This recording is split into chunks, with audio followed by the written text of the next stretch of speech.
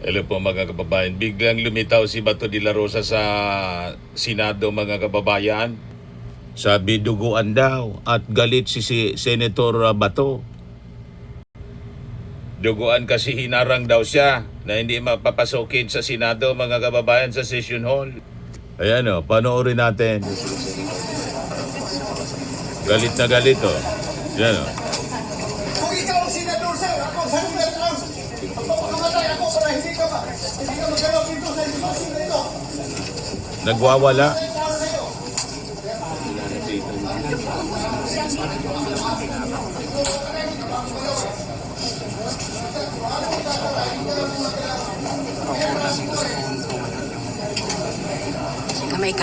Kamay. Tinapakalma siya mga kababayan.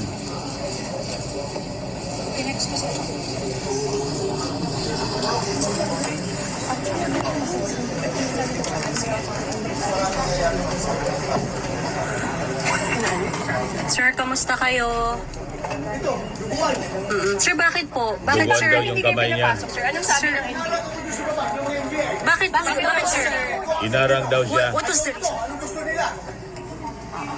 Sir, bakit duguan, sir? Nag-isligan kami doon, di ba ba? Sagdan.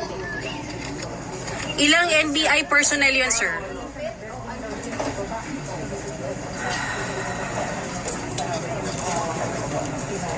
Yan o, mga kababayan. Si Bato. Sen Bato, hi sir. Sir, hi Sen Bato.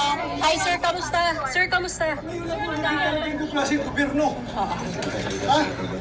As sitting president, hinaharang, hindi papasukin sa sesyon. Kung ako'y absent, hinahanap ako ninyo. Sumusweldo. Hindi nagpapakita. Ngayon, papakita ko dito. Oh, hinarang ko naman yung day. Nirisling ako doon. Kasugat-sugat ako. Why are you here, sir? Pasok, this is the Senate. Wala silang respeto sa institusyon ng Senado. Bakit gano'n ang NBI? Ha? Ano pong plano niyo, sir, sa ginawa sa inyo, sir? Pag-usap kami. Oo. Yung gagawin namin. But why are you here, sir? Bakit po kayo napapasok today, sir? Ay, ang senador ng Republic. Kung hindi ko papasok, ginahanap niyo ako. Di ba? Ngayon papasok ako, tatanungin niyo ako bakit ako pumapasok.